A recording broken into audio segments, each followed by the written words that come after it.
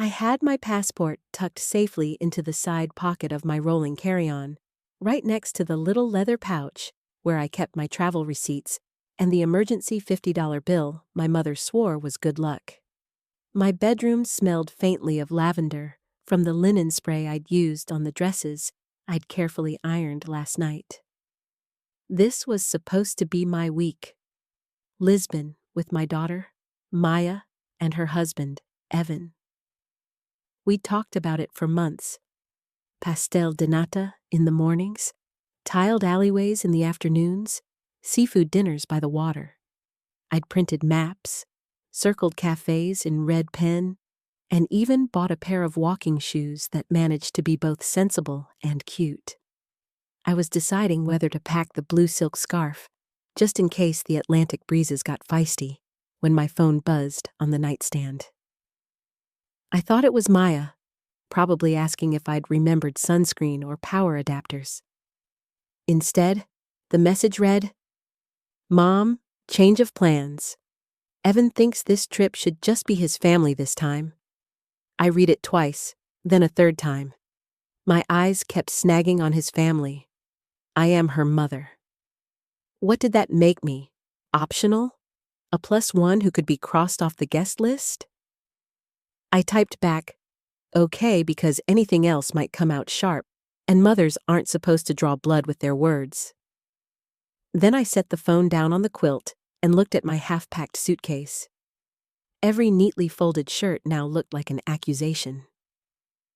I closed the case slowly, pressing down on the lid until the zipper met.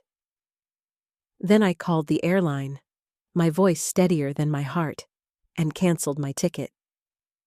The customer service agent was polite but brisk. She didn't know she was erasing months of anticipation in under 2 minutes. The rest of the day blurred. I set my guidebooks on the shelf, tucked my passport back into the desk drawer, and made tea I didn't drink. The house felt wrong, too still, like it was holding its breath with me. Later that night, out of habit, I opened Instagram. There they were, Maya and Evan, smiling in front of a tiled fountain, his parents on either side of them. The caption read, "Finally, family time." I set my phone face down on the table. For a long moment, I just stared at my reflection in the darkened window. Me, alone in a house I'd kept standing through every storm, while my daughter built her idea of family somewhere that didn't include me. Somewhere deep in my chest, something shifted, not broken, but moved, like a plate in the earth before an earthquake. The next morning, I woke before the alarm.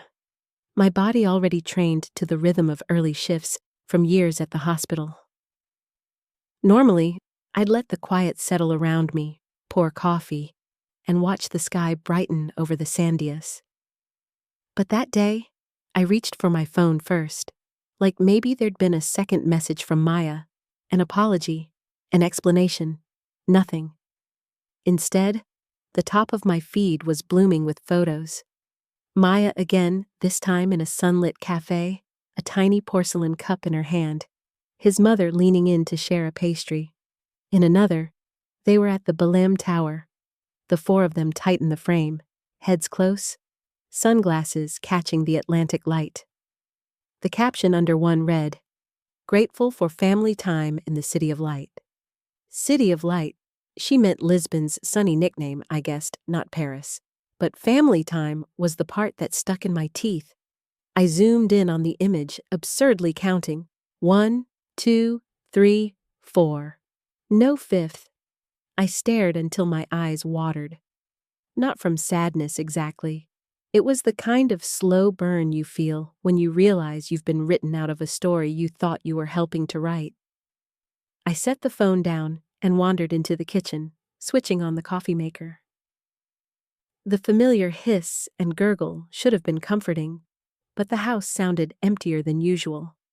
I sipped in the doorway, looking at the travel notes still pinned to my corkboard. Color-coded post-its marking museums and cafes. They looked like decorations for a party that had been canceled without telling the host. Later, Trying to distract myself, I opened my banking app. I don't know why. I wasn't expecting anything unusual. The screen blinked awake, and there it was. A charge from a Lisbon boutique I'd read about in a travel blog. Another from a seafood restaurant overlooking the Tagus River. The card they were using wasn't theirs. It was mine. The emergency card I'd given Maya years ago when she was just starting out. I stood at the counter, phone in hand, and let that settle. Not only had they left me out of the trip I helped plan, they were paying for it with my money. I thought about the years of emergencies, rent shortfalls, surprise car repairs, vet bills for the dog they didn't keep long enough for me to remember its name. I'd been the net they fell into without looking. But this wasn't a stumble. This was a leap without me. And I was the one footing the landing. I closed the app, the decision forming so quietly I almost missed it. Something was about to change, and this time I wasn't going to ask permission. The app's home screen stared back at me, that friendly shade of blue pretending this was just business as usual. My thumb hovered over the Authorized Users tab. Years ago, adding Maya's name had felt like giving her a safety net. Now it looked more like I'd handed her a blank check. The steps were simple. Select the card. Tap Remove Authorized User. Confirm. The phone asked, "Are you sure? This action cannot be undone." "Yes," I whispered into my empty kitchen. My voice sounded steadier than my pulse. I tapped the button, and just like that, a little digital umbilical cord between us was cut. For a moment, I expected regret to wash in. Some wave of guilt about embarrassing her in front of Evan's parents. But what I felt was quiet. The kind of quiet that feels earned. It didn't stay quiet for long. The phone rang with a foreign number. Lisbon time. "Mom, what did you do?" Maya's voice was sharp enough to slice my ear. "The card got declined at lunch, in front of everyone. We had to have Evan's dad cover the bill. Do you know how humiliating that was?" "I can imagine," I said evenly, and sipped my coffee. "You have to fix it."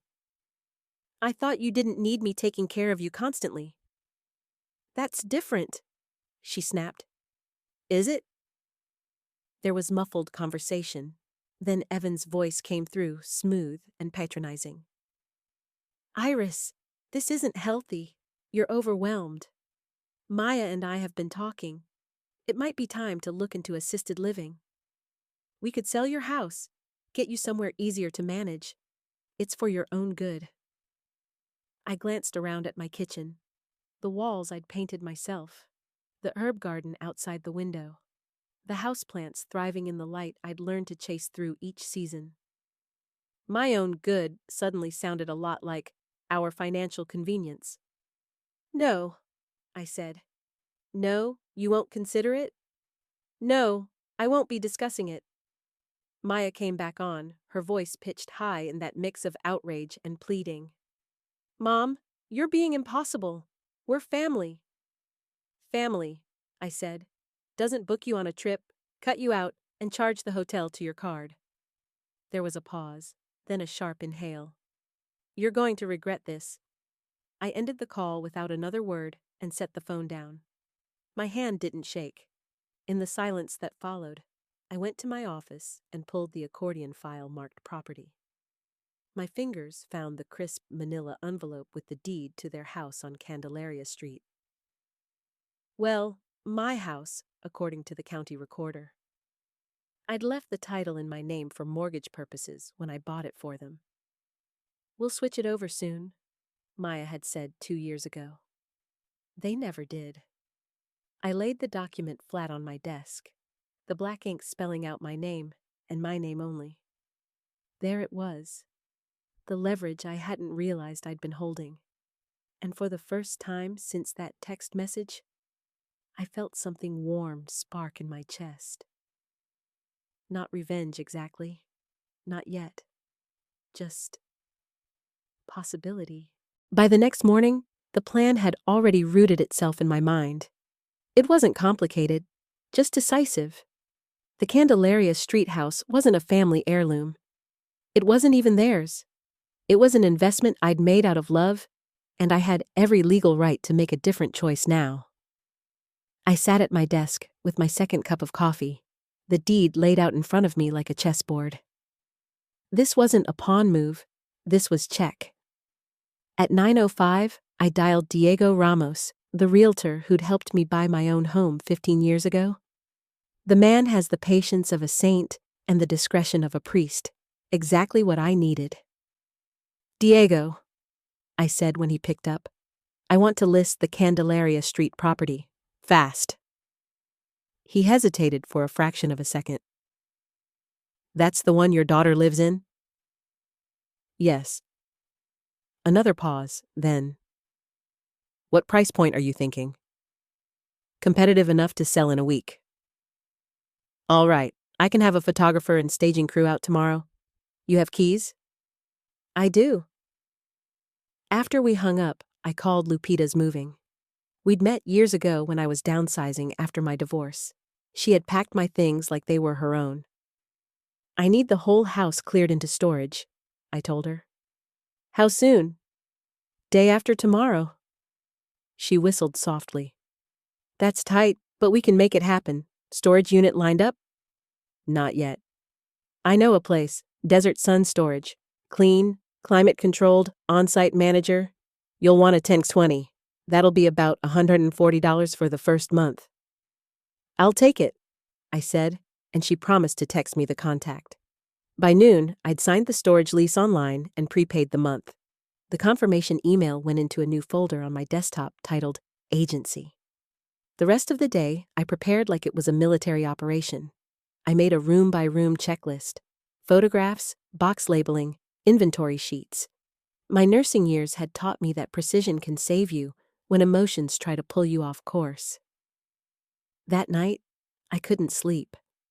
I kept picturing the look on Maya's face when she'd step out of whatever rideshare brought her from the airport and see strangers moving into her house. I told myself this wasn't about cruelty, it was about clarity. Somewhere after midnight, I stopped picturing her face and started picturing mine.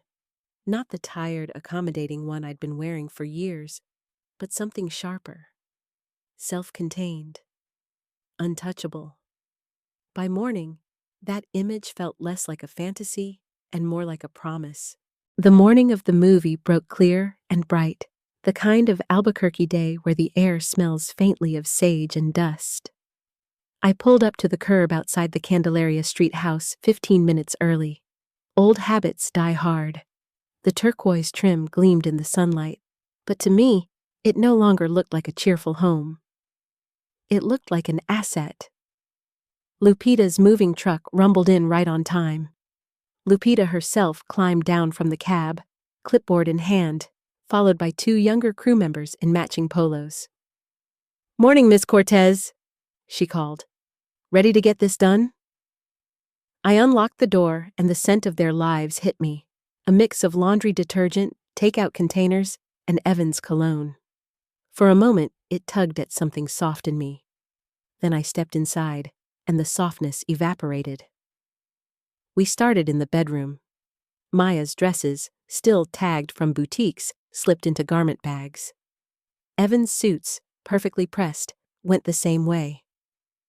Lupita's team wrapped the headboard in padded blankets, secured it with tape, and labeled every piece in bold black marker. I made myself useful, boxing up smaller items, nightstand clutter, framed photos, jewelry trays. In one drawer, I found a stack of spa gift certificates, unused, but each one dated during months they'd called me for emergency help. I slid them into an envelope and taped it shut without comment. The living room was next. The leather sectional I'd bought for their last anniversary was still in pristine condition. Apparently, it hadn't been the place for family movie nights. Evan's massive television came down from the wall, bubble-wrapped and boxed. Every time a crew member sealed a carton with the sharp rip of packing tape, I felt a tiny release in my chest. In the kitchen, I worked methodically, matching lids to pots, taping silverware trays, wrapping the dishes I'd once imagined them serving family meals on. At the back of a cabinet, I found the stand mixer I'd given Maya for her birthday, still in the box. She'd never baked a thing in her life. The last room was the one they'd once told me would be a nursery someday. Instead, it had become a storage space for Evan's golf clubs, a treadmill draped with coats, and unopened boxes from their move 2 years ago. I sliced one open and found baby clothes still in their packaging. Gifts from my friends at the hospital when Maya first got married. I closed the box and labeled it plainly. Nursery. Unopened. By late morning, the truck was full. I locked the front door for the last time, feeling the latch click like punctuation. We caravanned to Desert Sun storage, where the unit gaped open like a clean, silent cave. Box by box, piece by piece, we stacked their life into the space. Carefully, respectfully, but without ceremony.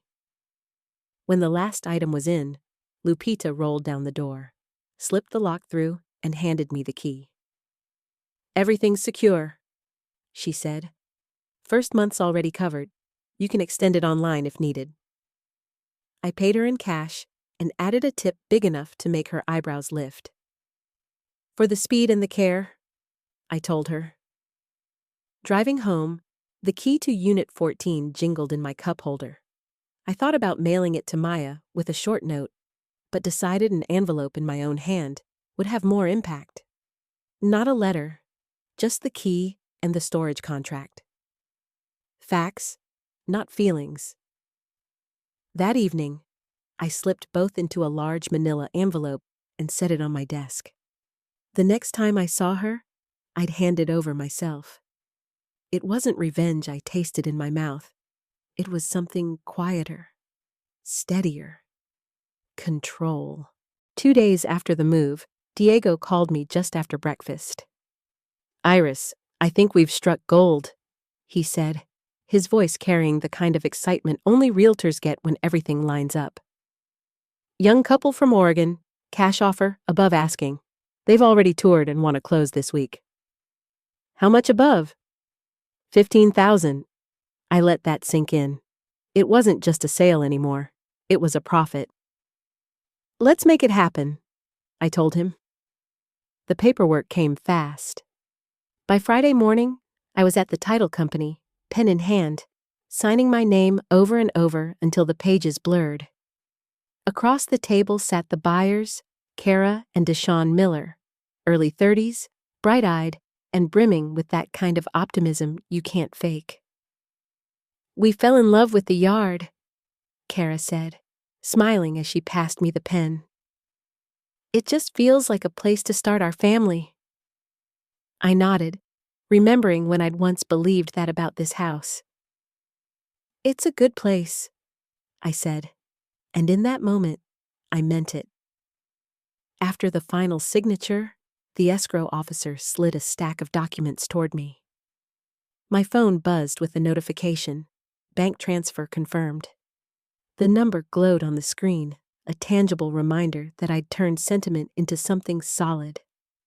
We walked the property together one last time. The rooms were empty, sunlight spilling through bare windows. Deshaun tested the back gate. Kara peeked into the pantry, and I kept my steps slow, taking it all in, not as loss, but as closure. "You'll be happy here," I said at the door. On Saturday, I couldn't resist driving by.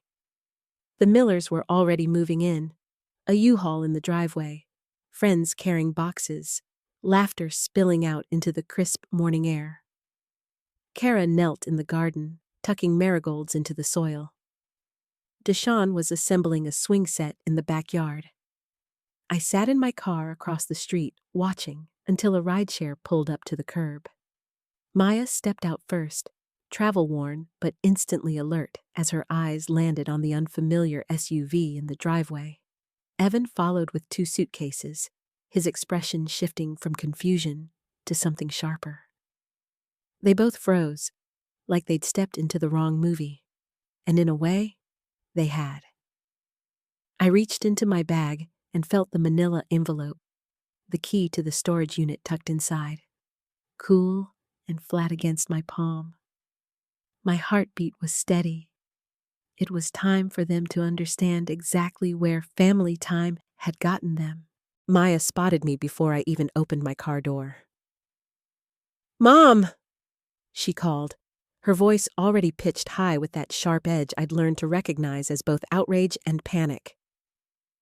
"What is going on here?"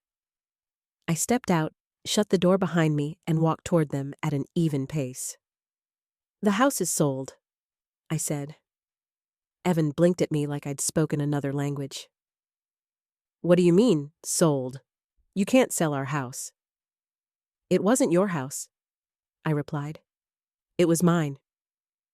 Still is, until yesterday, when I signed it over to the new owners." Kara and Deshawn had paused their unloading, clearly caught between curiosity and discomfort. I turned to them briefly. "I'm sorry for the confusion. Please, go ahead and keep moving in." Evan's face reddened. "You had no right." "I had every right," I cut in. "The deed was never in your name." Maya took a step forward. "You can't just throw us out on the street. Where are we supposed to live? Where's all our stuff?" I reached into my bag and pulled out the manila envelope. She snatched it from my hand, tore it open, and read aloud, her voice cracking on the last word. "Desert Sun Storage, Unit 14. "You put our life in storage?" she demanded. "I preserved it. Everything's labeled, inventoried, and the first month's rent is already paid." Evan let out a short, incredulous laugh. "This is insane! You can't do this to family." "Family," I said, my voice low but steady, "doesn't cut you out of a trip you helped plan and then charge the hotel to your card." "That's completely different," Maya shot back. "Is it?" Evan took a step closer, trying to use height as intimidation. "We'll contest this. We'll take you to court. You won't get away with it." "The sale is legal," I said evenly. "And if you'd like to test that, I'm sure the judge will enjoy reviewing the deed." Maya's voice softened in that old, manipulative way she used to get extra dessert as a child. "Mom, how could you do this to your own daughter?" I looked her in the eye. "How could you do what you did to your own mother?" For a moment, no one spoke. The wind rattled the marigolds Kara had just planted. Somewhere in the neighborhood, a dog barked. Deshawn cleared his throat and addressed Kara quietly. "Let's finish inside." They both disappeared through the front door, leaving the three of us on the driveway. Maya shook her head like she could just rewind the last 5 minutes. "You're making a mistake. This isn't over." I stepped back toward my car, each step deliberate. "For me, it is." Evan's voice followed me, hard and ugly. "You'll regret this." I opened my door, slid into the driver's seat, and started the engine. The soft hum of the AC filled the silence between us. "Maybe," I said, "but at least I'll regret it in my own home." As I drove away, I caught a glimpse in the rearview mirror. Maya standing in the driveway, suitcase at her feet, staring at the house she'd just lost. Evan was pacing, phone in hand, already plotting. But the image that stayed with me wasn't theirs. It was Kara's marigolds, bright against the fresh dirt, catching the light like little suns. 3 weeks later, a manila envelope landed on my doorstep, hand-delivered by a process server who looked like he'd rather be anywhere else. Inside was exactly what I expected, a lawsuit. Maya and Evan were suing me for unlawful sale of property and emotional distress. I called my attorney, a silver-haired woman named Marla, who'd handled my divorce years ago with the precision of a scalpel. She skimmed the paperwork and gave a short, dry laugh. "They don't have a case, Iris. The title was in your name. You followed all the legal requirements. This will be dismissed before it gets warm." And she was right. The judge barely needed 10 minutes. After reviewing the deed, the sales contract, and Marla's meticulous documentation of every step, he ruled in my favor without hesitation. "The defendant acted within her legal rights," he said. "Case dismissed. Plaintiff responsible for all court costs and attorney's fees." Maya's face flushed crimson. Evan's jaw clenched so hard I thought I heard his teeth grind. I stood, thanked the judge, and walked out without looking back. The next morning, the Davenport Weekly ran a tiny blurb in the local section. "Family property dispute resolved in favor of legal owner." That was all it said, but in a town like ours, it was enough to fuel a week's worth of coffee shop whispers. At my usual cafe, I could feel the weight of glances. A woman I knew from church leaned over my table. "Good for you, Iris. I always thought that son-in-law seemed entitled." Another voice chimed in from the next booth. "Sometimes family needs a reality check." Not everyone approved. Someone muttered about blood being thicker than water. But I'd learned not to measure myself by other people's comfort. I stirred my coffee slowly, let the steam rise, and felt something I hadn't in years. The absence of debt, not just financial, but emotional. That afternoon, I cleared the property folder from my desk drawer. In its place, I slipped in a clean, empty file. I labeled it in thick black marker, "New Plans." The following Saturday, I found myself parked outside the small brick building with a hand-painted sign that read, "Paws and Claws Rescue." I'd driven past it 100 times, but never stepped inside. That morning, the idea had just landed. A house can be quiet in a comforting way, or it can be quiet in a way that gnaws at you. Mine was starting to feel like the second kind. Inside, the air smelled faintly of cedar shavings and dog biscuits. A young volunteer in a faded t-shirt greeted me. "Looking for anyone in particular?" "Someone who likes long drives and doesn't mind my singing," I said. She smiled and led me to the kennels. Dogs of all shapes and sizes pressed noses to the chain link, tails wagging, eyes bright. And then I saw her, medium-sized, salt and pepper fur, eyes the warm brown of morning coffee. She didn't bark or jump. She just looked at me, head tilted, like she was trying to place where she knew me from. "That's Pepper," the volunteer said. 7 years old. Her family moved overseas and couldn't take her. I knelt down, and Pepper came right to the gate, pressing her forehead to the metal. When I reached through, she licked my fingers once, slow and deliberate. That was it. I was done for. 10 minutes later, the adoption papers were signed. Pepper trotted beside me to the car, hopped into the passenger seat without hesitation, and curled up like she'd been riding there her whole life. On the drive home, I talked to her the way you talk to someone you've known forever, but haven't seen in years, half catching up, half making new promises. She didn't answer, but she didn't need to. The steady rhythm of her breathing said enough. Back at the house, she explored every room with careful steps, sniffing corners and pausing at windows. When she finally settled at my feet in the kitchen, I realized how much space she filled without making a sound. That evening, with Pepper asleep by my chair, I opened my laptop. My fingers hovered over the keyboard before typing. Best RVs for solo travel with a dog. Page after page opened. Compact travel trailers, lightweight campers, Class B vans. Photos of winding mountain roads, lakeside campsites, and desert sunsets spilled across the screen.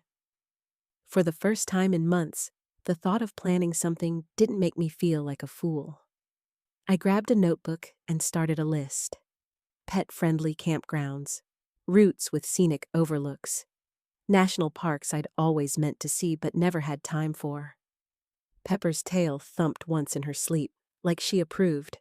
I didn't know yet what the trip would look like or how long it would last, But I knew this much. I wasn't going to build my days around anyone else's itinerary ever again. 2 weeks after Pepper moved in, we were standing in the lot of High Desert RV and Marine, a place that smelled faintly of rubber tires and fresh paint.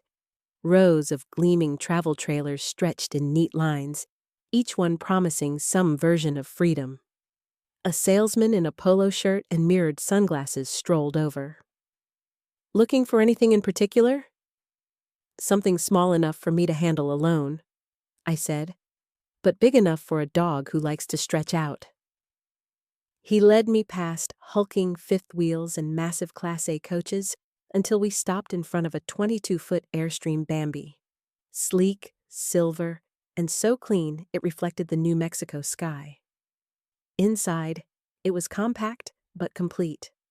A small galley kitchen, a dinette that converted to a bed, and just enough storage to keep me from overpacking. Pepper hopped in, sniffed the floor, and promptly lay down under the table like she'd claimed her spot. "I think she's sold," the salesman said with a chuckle. "So was I." We negotiated, I signed the papers, and by late afternoon, I was hitching my new home on wheels to the back of my old but reliable Tacoma. The salesman gave me a crash course on hookups, tanks, and towing.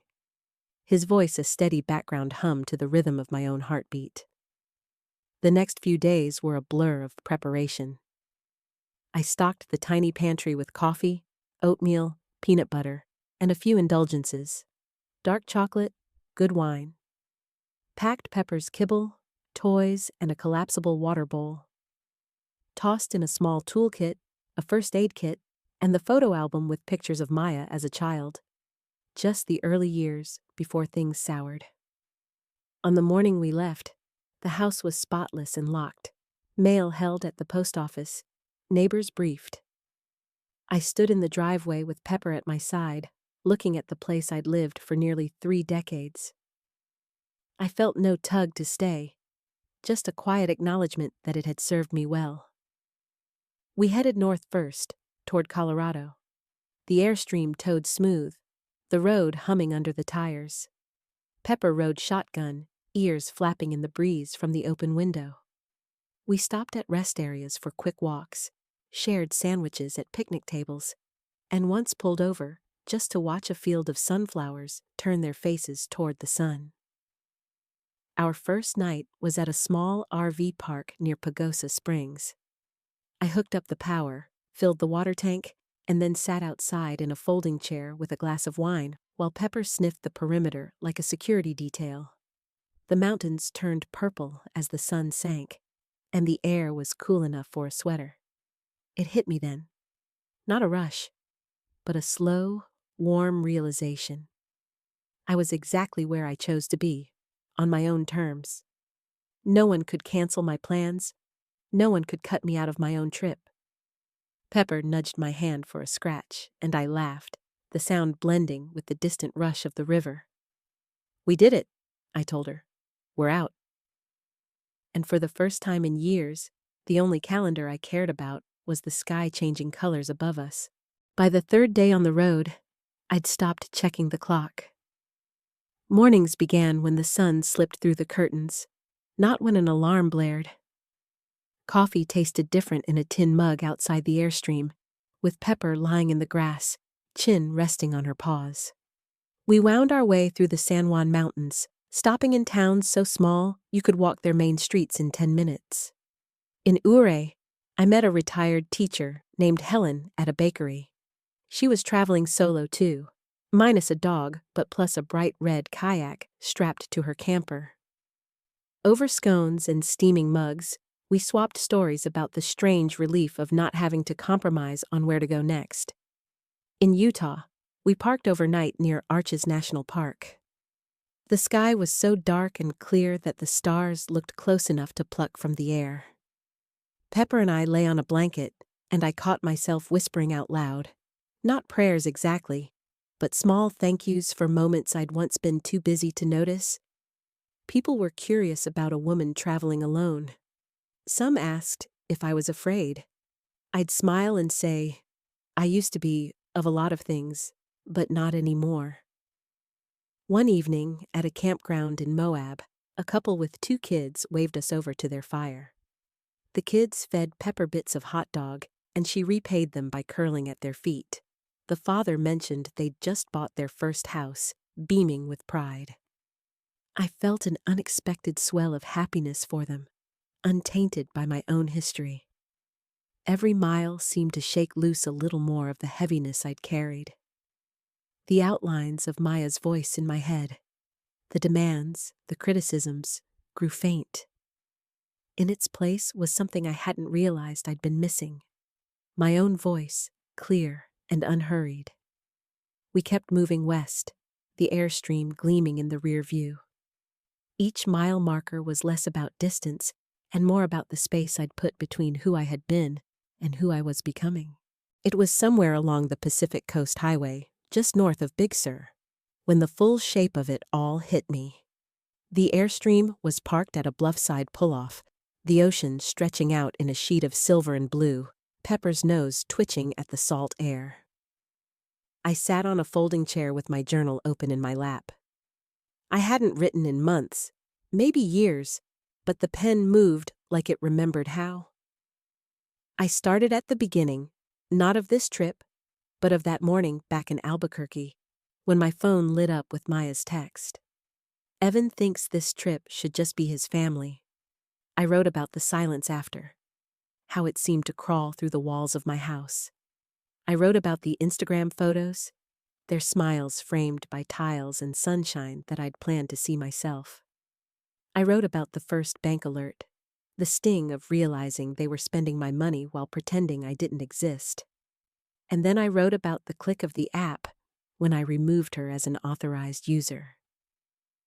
How small it was for something that felt so big, about holding the deed to the Candelaria Street house and realizing I still had choices, about the quiet efficiency of Lupita's crew, the lock sliding into place on the storage unit, about Kara's marigolds, golden in the dirt as Maya and Evan stood in the driveway, speechless. Pepper nudged my knee, and I looked up at the horizon. Out here, the air felt different, not because it was coastal, but because it was mine. Every mile I'd driven had been chosen. No compromises, no last-minute cancellations, no waiting for someone else to hand me permission to live my own life. It occurred to me that freedom doesn't always come in a sweeping gesture. Sometimes it's built from a series of small, stubborn choices. A button tapped on a banking app, a key turned in a lock, a signature on a sale. Each one feels survivable, even forgettable, until you realize they've carried you somewhere entirely new. I closed the journal and just sat for a while, listening to the waves slam against the rocks far below. I thought about how, for years, I'd told myself that being needed was the same as being loved. Now I knew better. Pepper sighed and rested her head on my foot. "Yeah," I said softly, scratching behind her ear. "We're good." The sun began to dip, setting the water on fire. I didn't take a picture. Some moments don't need to be shared to be real. I had planned to stop in Monterey for 2 nights, maybe 3. Instead, Pepper and I stayed for a week.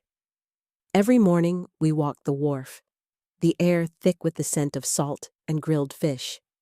She'd watch the sea lions draped over the docks, occasionally letting out a curious whine when they barked back. There was no rush, no return date circled on the calendar, no one expecting me to be anywhere but where I already was. That freedom was still new enough to feel strange, but not so new that I didn't savor it.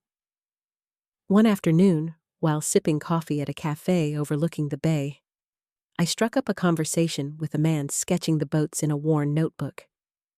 His name was Daniel, a widower traveling up the coast in a battered camper van. We swapped itineraries. His was nothing more than a list of places he might see. Mine was just as loose. When he asked how long I'd been on the road, I surprised myself by answering, "As long as it feels right." Pepper and I took drives inland too, rolling vineyards, sleepy farm towns, roadside fruit stands where I'd fill a paper bag with peaches. At night, I'd cook something simple in the Airstream, pour a glass of wine, and write in my journal. I noticed that the more miles I put between myself and Albuquerque, the less I thought about Maya and Evan. Not because the hurt had vanished, but because it had stopped being the center of my days. Their choices had set me in motion, yes, but my choices kept me going. One evening, parked at a quiet bluff in Santa Cruz, I watched Pepper chase the foam along the shoreline. The sun slid into the horizon like it was tucking itself in for the night. I realized then that I wasn't on a trip in the traditional sense. I wasn't trying to get somewhere. I was already where I needed to be. The road had no deadline. Neither did I. 2 months into the road, Pepper and I rolled into a coastal campground just outside Mendocino.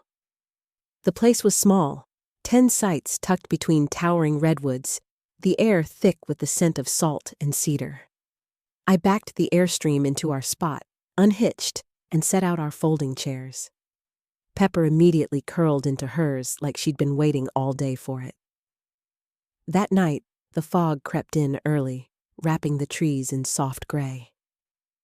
I lit the little lantern I kept on the table and poured a glass of wine. The quiet was deep enough to hear the ocean murmuring somewhere beyond the cliffs. I thought about the house in Albuquerque, how I'd left it spotless, locked, and waiting. I didn't feel the pull to go back yet. Maybe I wouldn't for a while. Maybe I'd never live there full-time again. The road was doing something to me, loosening the knots I didn't even realize I'd tied over the years. Maya hadn't called, not once, and I hadn't called her. The ache of that fact was still there, but it was no longer raw. I knew now that sometimes keeping your distance is the only way to keep your peace. I pulled out my journal and wrote 3 lines. I am not just what I give. I am not where I live. I am who I choose to be. Pepper sighed in her sleep, her tail giving a lazy thump, and I smiled. This, right here, was my family now. Not because I'd settled for less, but because I'd stopped accepting less disguised as more. The next morning, I took my coffee to the cliff edge. The sun was just rising, turning the fog into gold. I didn't take a photo. Some moments belong entirely to the person who lives them. And in that quiet, with the Pacific stretching endlessly ahead, I knew I wasn't missing out on anything anymore. I was exactly where I belonged.